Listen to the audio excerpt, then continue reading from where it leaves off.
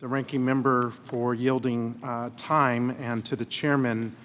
Look, first I want to request unanimous consent to enter into the record the FEC website that specifically states that foreign nationals cannot directly or indirectly contribute to campaigns. Without objection. Thank you.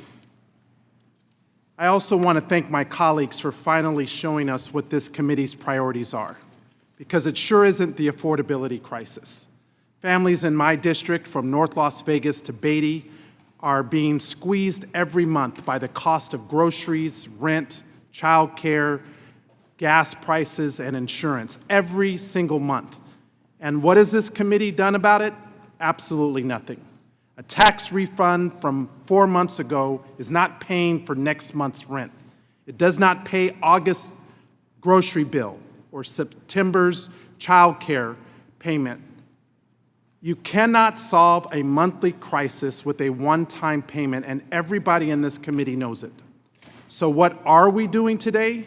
With this committee's limited time, while families ration insulin and skip meals, we are debating the tax-exempt status of nonprofit organizations.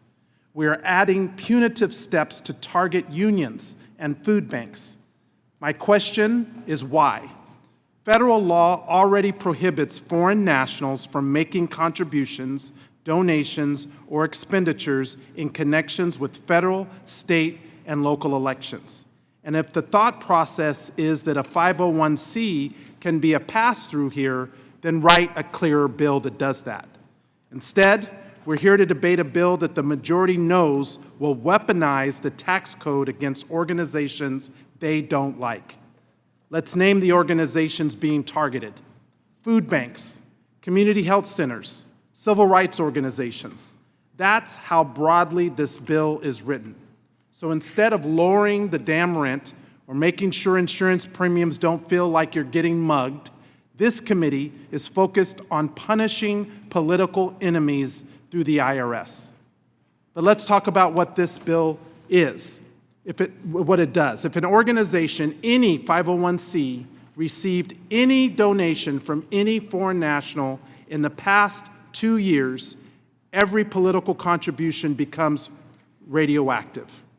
I want to put that in perspective for my colleagues who claim to be pro-union, because labor unions are 501c organizations. That means if a single union, local, has a single dues-paying member who isn't a U.S. national, under this bill, the union's voice in our democracy gets taxed into silence. To my colleagues on the other side who have spent the last few years telling us how pro-worker they've become, the unions have looked at this bill and they don't like it. The unions are telling you it hits them. The people that you claim to fight for are telling you in plain English that this bill silences them. So where is your voice? Where is your anger on behalf of your constituents? When a bill drafted to muzzle working men and women comes to this committee, my colleagues are suddenly silent. In fact, some of them aren't even here. Families can't afford this economy, and this committee can't be bothered to care. It is already illegal for foreign nationals to directly or indirectly inject money into our elections.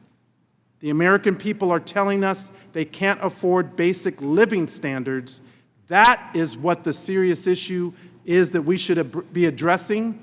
And before we leave for some August district work period, that's what this committee should be taking up, not attacks on nonprofit organizations that provide services to our constituents. I yield back.